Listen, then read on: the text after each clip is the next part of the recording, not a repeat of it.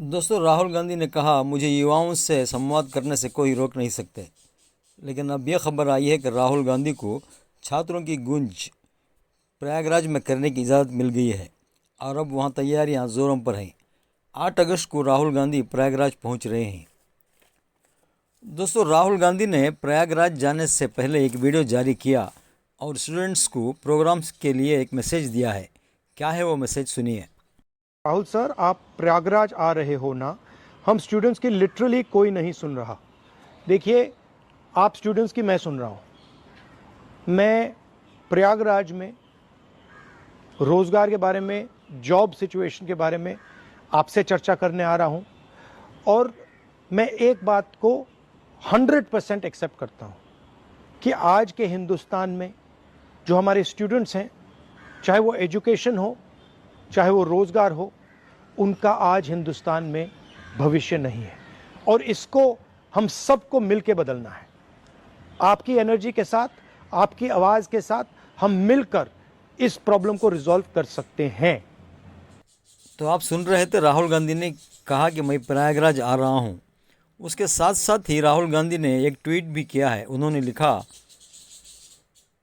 प्रयागराज आ रहा हूं, देश के उस शहर में जहां सबसे ज़्यादा नौजवान तैयारी करते हैं। ये एक बात साफ है, यहाँ का हर स्टूडेंट जानता है कि सिस्टम बेईमान हो चुका है। आपकी मेहनत में कोई कमी नहीं, कमी उस सिस्टम की नीयत में है जो कि मेहनत का दाम नहीं देती। पेपर लीक, रुकी भर्तियाँ, सालों का इंतज़ार और जवाबदेही किसी की नहीं। क्वेटा में छात्र बोले, देहरादून में फिर आवाज़ उठी और दिल्ली में उन्हीं बच्चों पर लाठी चली, सिर्फ सवाल पूछने के लिए।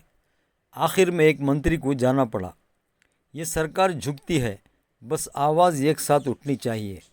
कल प्रयागराज में अपनी बात करने आ रहा हूँ, आप भी सुनिए और आप भी आइए। 8 अगस्त शाम बजे केपी ग्राउंड प्रयागराज। दोस्तों, राहुल गांधी ने छात्रों को प्रयागराज बुलाया है। कई स्टूडेंट्स ऑनलाइन रजिस्ट्रेशन कर चुके हैं और केपी ग्राउंड में तैयारियां ज़ोरों से चल रही हैं। तो दूसरी तरफ आयशा की प्रेसिडेंट नेहा बोरा, जिन्होंने जंतर मंतर में भूख हड़ताल भी की थी, दिल्ली में 20 जुलाई को छात्रों पर दिल्ली पुलिस की तरफ से हुई लाठीचार्ज पर ये पैलेट गन्स बांटी जाएंगी 20 की सुबह। वो अमित शाह जिसने अगर वहां पे खड़े होकर ऑर्डर नहीं भी दिए, मैजिस्ट्रेट ने वो ऑर्डर पास किए बिना अमित शाह को पता हुए, तो वो एक इनकेपेबल होम मिनिस्टर हैं और इस तहत वो इस्तीफा दें। और अगर उन्होंने ऑर्डर्स दिए हैं तो वो कल्पेबल है, इस तहत वो इस्तीफा दें। और वो कमिश्नर ऑफ पुलिस जो रातों रात बदल गए और उनके रातों रात बदलने के बाद सोनम वांगचुक को सुबह सुबह उठा लिया जाता है और 20 जुलाई का खूनम खून ब्लड बाथ हम लोग सेंट्रल दिल्ली में देखते हैं, वो कमिश्नर ऑफ पुलिस को रिजाइन करना होगा। आप बार बार हमें जाति के नाम पे, धर्म के नाम पे, जेंडर के नाम पे, भाषा के नाम पे, रीजन के नाम पे और समाज में जितने पावर हायरार्कीज एग्जिस्ट करते हैं, उन पावर हायरार्कीज के नाम पे आप हमें डिवाइड अब नहीं करेंगे। आपकी ये राजनीति जो हर बार स्टूडेंट्स के मुद्दों को डाइल्यूट करते हुए, उसको बुलडोज करते हुए सिर्फ अपने वोट बटोरना चाहती है। हर चुनाव के मौसम में आप इस देश के नागरिकों के पास आते हैं और उनसे जाति का, धर्म का, तमाम भाषाओं का, क्षेत्रों का रिश्ता जोड़ करके चुनाव में वोट्स मांगने की कोशिश करते हैं और जैसे ही जनप्रतिनिधि बन जाते हैं तो हमारे एजुकेशन के मुद्दे कहां जाते हैं? गायब हो जाते हैं। ये फैक्ट कहा जाता है कि इस देश में, जिसको एक यंग देश बोला जाता है, हमारे देश की एक significant population consists of the young people of this country.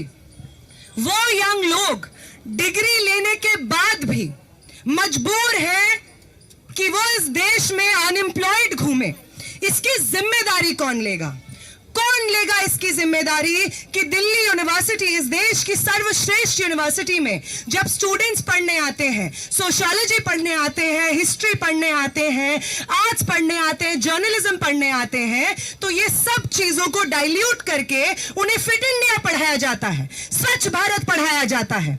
उन्हें कहा जाता है कि जो भाजपा के पॉलिटिकल इकोसिस्टम से निकला हुआ ज्ञान और प्रोपेगेंडा है वही आपका एजुकेशन है। तो ये मुद्दा कहां गायब हो जाता है?